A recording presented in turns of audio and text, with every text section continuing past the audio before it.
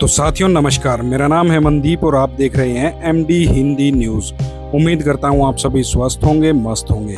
आज तारीख है 30 अगस्त 2025, दिन है शनिवार। विक्रमी संवत आज 2082 का ये भाद्रपद मास चल रहा है और शुक्ल पक्ष की आज अष्टमी तिथि है।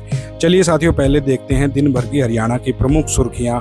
अमेरिका का टैरिफ हरियाणा के 8 सेक्टरों को सबसे ज्यादा प्रभावित करेगा। पानीपत के 30% ऑर्डर अटके, जानेंगे 5 बड़े कारोबारी जिलों का हाल। इस पर बताएंगे हमारी पूरी रिपोर्ट। लाडो लक्ष्मी स्कीम में उम्र और आमदनी का पेंच फंसा। देश भर में सर्वाधिक मिनिमम एज हरियाणा में लागू करी, शर्तें पूरी करती 1 लाख महिलाएं भी हुई बाहर। बताएंगे 20 लाख लाभार्थियों में कौन कौन आएगा। चंडीगढ़ के बाद हरियाणा में स्कूल एजुकेशन सबसे महंगी, एनएसएस के सर्वे में हुआ खुलासा, जिसे आपको देखना चाहिए। हरियाणा के लोग बेटियों से ज्यादा बेटों पर कर रहे हैं खर्च। बताएंगे पूरी रिपोर्ट। हरियाणा सीएम बोले राहुल गांधी के स्क्रिप्ट राइटर का सम्मान जरूरी। 3 मुद्दे दिए, राहुल गांधी तीनों मुद्दों पर हुए नाकाम। पहले मुद्दा था ईवीएम, फिर संविधान और अब ये वोट चोरी वाला पैंतरा, ये भी फेल हो गया है। तो साथियों चलिए अब खबरें देखते हैं विस्तार से। साथियों हमारी खबरों में आपको पूरा रिपोर्ट का विश्लेषण मिलेगा, तो आपको जिसे सुनने में भी मजा आएगा। चलिए देखें विस्तार से।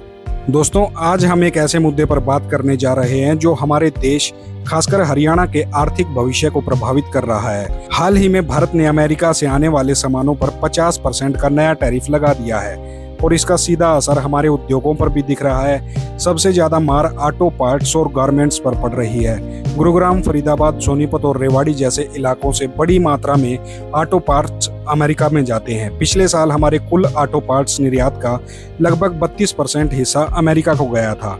इस नए टैरिफ से करीब 30,000 करोड़ रुपए का सालाना निर्यात खतरे में पड़ गया है। गुरुग्राम की गारमेंट इंडस्ट्री भी बुरे तरीके से प्रभावित हुई है। यहाँ की 400 से ज्यादा कंपनियों में से 150 से अधिक कंपनियां अमेरिका पर निर्भर करती हैं और अब उनके ऑर्डर कैंसिल हो रहे हैं।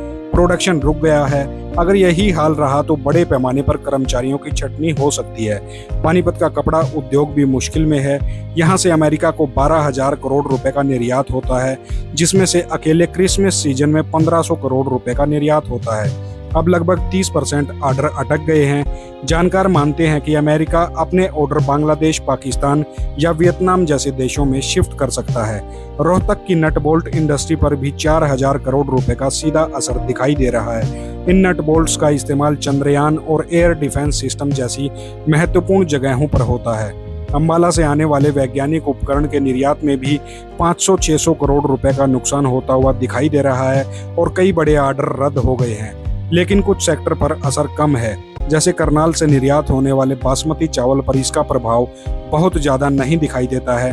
All India rice export association के अध्यक्ष सतीश गोयल का कहना है कि अमेरिका को हमारे कुल बासमती निर्यात का सिर्फ 4.5% जाता है और हम इस चावल को दूसरे देशों में भी बेच सकते हैं। वहीं हिसार में स्टील और एविएशन सेक्टर प्रभावित हो सकता है, जहां एक अमेरिकी एजेंसी द्वारा 10 करोड़ रुपए का निवेश रुकने की आशंका जताई जा रही है। इस गंभीर स्थिति से निपटने के लिए भारतीय निर्यातकों का एक प्रतिनिधि मंडल वित्त मंत्री निर्मला सीतारमण से मिला है। वित्त मंत्री ने निर्यातकों को भरोसा दिलाया है कि सरकार उनके साथ खड़ी है और उनके हितों की रक्षा के लिए हर संभव उपाय करेगी। यह आश्वासन एक बड़ी राहत है, लेकिन असली चुनौती तो अब शुरू होती है। हमें देखना होगा कि क्या सरकार और निर्यातक मिलकर इस चुनौती का सामना कर पाते हैं और नए बाजारों की तलाश कर पाते हैं। ये सिर्फ व्यापार का नहीं बल्कि हमारे मेहनती कामगारों और उद्योगों के भविष्य का भी सवाल है। चलिए साथियों अब रुक करते हैं अगली खबर का। हरियाणा की नायब सैनी सरकार ने महिलाओं के लिए एक बड़ी सौगात की घोषणा करी है, जो 25 सितंबर से शुरू होने वाली है। जी हां, अब हर महीने 2100 रुपए सीधे महिलाओं के खातों में आएंगे और इसके लिए सरकार ने दीनदयाल लाडो लक्ष्मी योजना के तहत 5,000 करोड़ रुपए का बजट रखा है। लेकिन जैसा कि हर सरकारी योजना में होता है, यहाँ भी कुछ शर्तें हैं जिन्होंने लाभार्थियों की संख्या को थोड़ा सा सीमित कर दिया है। आइए इस योजना को थोड़ा और करीब से समझते हैं और देखते हैं कि ये कितनी महिलाओं के चेहरों पर मुस्कान ला पाएगी। सबसे पहले इस योजना का लाभ लेने के लिए उम्र का दायरा 23 से 60 साल तय किया गया है। इसके साथ ही परिवार की सालाना आय 1 लाख रुपए से कम होनी चाहिए। अगर आप सोच रहे हैं कि ये तो आसान है तो जरा रुकिए। हरियाणा में इन शर्तों ने कई महिलाओं को इस योजना से बाहर कर दिया है। मिसाल के तौर पर अगर आय की सीमा 1 लाख से कम रखी जाती है तो सिर्फ 8 लाख महिलाएं ही इस योजना की हकदार बन पाती हैं। लेकिन सरकार ने इस सीमा को 1 लाख रुपए से बढ़ाकर 1,40,000 रुपए का स्लैब बना दिया है, जिससे लाभार्थियों की संख्या बढ़कर करीब 20 लाख हो गई है। फिर भी करीब 1 लाख ऐसी महिलाएं हैं जो इनकम की शर्त पूरी करने के बावजूद इस योजना से वंचित रहेंगी। क्यों? क्योंकि इनमें से 45,000 विधवाएं, 11,000 निराश्रित, 14,000 दिव्यांग पेंशन ले रही हैं और 2,500 महिलाएं संविदा कर्मी या लाडली योजना का लाभ पहले से ले रही हैं। परिवार पहचान पत्र के आंकड़ों की माने तो इन इनकम स्लैब में 23 से 60 साल की 17,25,000 विवाहित और 2,75,000 अविवाहित महिलाएं हैं। यानी कुल मिलाकर पहले चरण में 19-20 लाख महिलाओं को लाभ मिलने की उम्मीद है, जैसा कि खुद सीएम सैनी साहब ने कहा है। लेकिन क्या ये संख्या और बढ़ सकती थी? बिल्कुल। अगर सरकार आय की सीमा को 1,80,000 रुपए तक बढ़ा देती तो करीब 10 लाख और महिलाएं इस योजना की सौगात भी पा सकती थी। अब बात करते हैं उम्र की शर्त पर। हरियाणा ने 23 साल की न्यूनतम उम्र तय करी है, जो बाकी राज्यों के मुकाबले थोड़ी सख्त है। मिसाल के लिए दिल्ली में बीजेपी सरकार ने 18 साल से ऊपर की महिलाओं को डायरेक्ट कैश बेनिफिट देने की बात कही है। हालांकि वहां पर अभी ये योजना जो है शुरू नहीं हुई है। वहीं महाराष्ट्र, मध्य प्रदेश, उड़ीसा, झारखंड और छत्तीसगढ़ में न्यूनतम उम्र 21 साल रखी गई है। आय की शर्तों में भी हरियाणा थोड़ा पीछे है। मध्य प्रदेश और महाराष्ट्र में 2,50,000 रुपए तक की सालाना आय वाले परिवार की महिलाएं भी ऐसी योजनाओं का लाभ ले रही हैं। कर्नाटक में तो सिर्फ राशन कार्ड की मुखिया महिला को पैसा मिलता है, लेकिन हरियाणा में एक परिवार से 3 महिलाओं तक को इसका लाभ मिल सकता है। अगर हरियाणा ने सभी बीपीएल परिवारों को इस योजना में शामिल किया होता तो शायद 42 लाख महिलाएं लाभार्थी बन सकती थी। अब सवाल ये है कि इस योजना के लिए अप्लाई कैसे करना है। सरकार जल्द ही एक ऐप लॉन्च करने वाली है, जिसके जरिए पात्र महिलाएं घर बैठे आवेदन कर सकेंगी।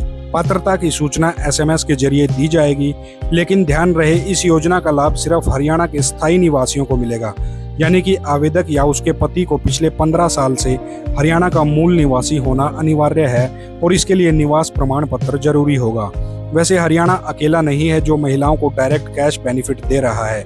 देश के 9 बड़े राज्य ऐसी योजनाएं चला रहे हैं। सबसे ज्यादा खर्च जो है वो महाराष्ट्र कर रहा है, जो करीब 46,000 करोड़ रुपए है। कर्नाटक 29,000 करोड़ रुपए, मध्य प्रदेश 20,000 करोड़ रुपए और छत्तीसगढ़ 5500 करोड़ रुपए इस पर खर्च कर रहा है। हरियाणा का 5,000 करोड़ वाला बजट इनके मुकाबले थोड़ा कम लगता है, लेकिन शुरुआत तो ये बहुत अच्छी हुई है। पंजाब की बात करें तो वहां पर आम आदमी पार्टी ने सत्ता में आने से पहले हर महिला को 1,000 रुपए महीना देने का वादा किया था, जिसे बाद में बढ़ाकर 1,100 रुपए करने की बात कही थी। लेकिन साल 2025-26 के बजट में इसका कोई जिक्र नहीं हुआ। अब लगता है कि साल 2026-27 के इलेक्शन बजट में शायद ये वादा पूरा हो जाए। उधर हिमाचल में कांग्रेस सरकार की योजना सिर्फ जनजातीय और दुर्गम इलाकों तक जो है वो सीमित है, जहां करीब 35,000 महिलाओं को 1,500 रुपए महीने मिल रहे हैं। एक दिलचस्प बात यह भी है कि हरियाणा में ऐसी योजनाओं की शुरुआत कोई नई नहीं है। साल 1987 में तत्कालीन सीएम चौधरी देवीलाल ने बुजुर्गों के लिए 100 रुपए की बुढ़ापा पेंशन शुरू करी थी और अब लाडो लक्ष्मी योजना का शुभारंभ 25 सितंबर को होने जा रहा है, जो संयोग से चौधरी देवीलाल की 111वीं जयंती है। ये योजना न सिर्फ महिलाओं को आर्थिक मदद देगी, बल्कि हरियाणा की सियासत में भी एक बड़ा दांव साबित हो सकती है। तो क्या आपकी नज़र में ये योजना हरियाणा की महिलाओं के लिए गेम चेंजर साबित होगी, या फिर शर्तों के जाल में उलझकर इसका असर कम हो जाएगा? ये तो वक्त ही बताएगा। चलिए साथियों, रुक करते हैं अब अगली खबर का। साथियों, क्या आप जानते हो कि हरियाणा में स्कूली शिक्षा पर प्रति छात्र औसत खर्च 25,720 रुपए जो है वो सालाना है, जो चंडीगढ़ के बाद दूसरे नंबर पर है और राष्ट्रीय औसत से दोगुने से भी ज्यादा है। यह आंकड़ा राष्ट्रीय नमूना सर्वेक्षण यानी कि NSS के 80वें दौर के मॉड्यूलर सर्वेक्षण शिक्षा 2025 में सामने आया है। लेकिन हैरानी की बात यह है कि लड़कों पर खर्च लड़कियों से कहीं ज्यादा होता है। लड़कों के लिए 27,697 रुपए और लड़कियों के लिए सिर्फ 23,465 रुपए खर्च होते हैं। अब सोचिए, क्या ये अंतर इत्तेफाक है या कुछ और?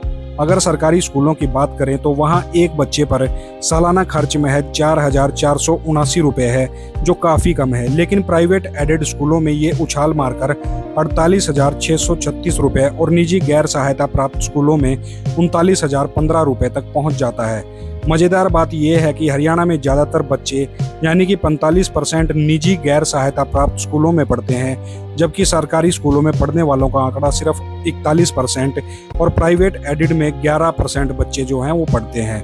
तो साफ है कि लोग प्राइवेट एजुकेशन को तरजीह दे रहे हैं, भले ही खर्चा कितना ही क्यों ना आता हो। अब खर्च के हिसाब से देखें तो सबसे बड़ा हिस्सा यानी कि 63% या 16,405 रुपये पाठ्यक्रम शुल्क पर चला जाता है। इसके बाद परिवहन पर 3,633 रुपये खर्च हो जाते हैं, ड्रेस पर 1,966 रुपये, पाठ्यक्रम पुस्तकों और स्टेशनरी पर 2,852 रुपये खर्च होते हैं और बाकी 865 रुपये अन्य खर्चों में खर्च हो जाते हैं।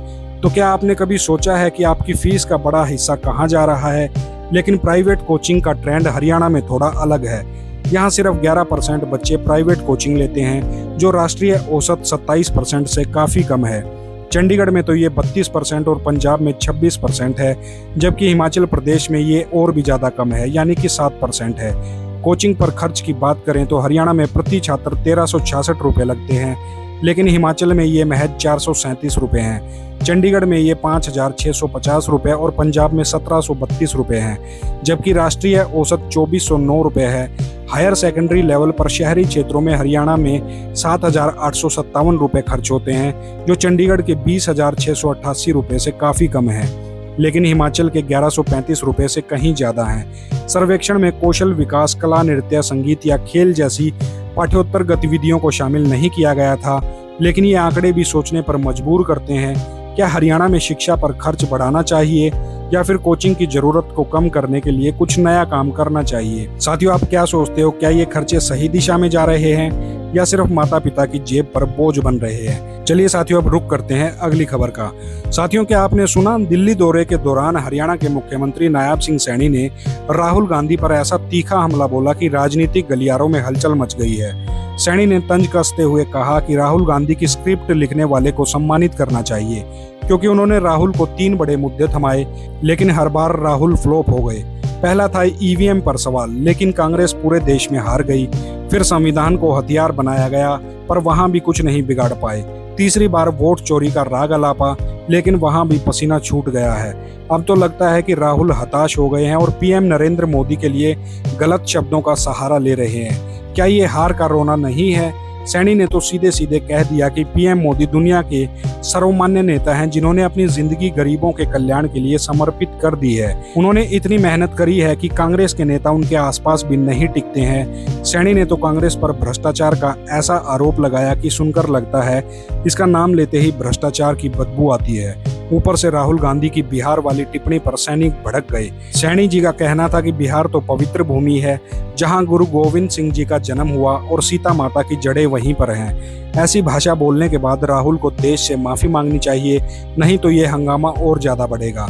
वैसे सैनी सिर्फ हमले की ही नहीं, काम की भी बात कर रहे हैं। इंडो अफ्रीका बिजनेस कॉन्क्लेव में हिस्सा लेते हुए उन्होंने भारत अफ्रीका के व्यापारिक रिश्तों को मजबूत करने की बात कही। सीआईआई को सरकार और उद्योगों के बीच सेतु बताया और विकासशील देशों की आवाज उठाने की वकालत भी करी। हरियाणा में प्राकृतिक खेती को बढ़ावा देने की उनकी मुहिम भी चर्चा में है।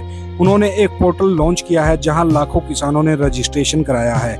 ये कॉन्क्लेव भारत अफ्रीका के रिश्तों को नई ऊंचाइयों पर ले जाने का मौका है और सैनी इसे भुनाने में जुटे हुए हैं। तो साथियों, आपको क्या लगता है, ये सब कुछ राजनीति का खेल है या सचमुच कुछ नया होने वाला है? आपकी इसमें क्या राय है? आप कमेंट करके हमें बता सकते हैं। तो साथियों, ये थी हरियाणा की आज की प्रमुख खबरें। जो साथी हमारे चैनल पर पहली बार आए हैं, कृपया वो हमारे चैनल को लाइक, शेयर, सब्सक्राइब जरूर कर लें। मिलते हैं आपसे कल के न्यूज़ बुलेटिन में, तब तक अपना ख्याल रखिएगा। जय हिंद, जय राष्ट्र, जय हरियाणा।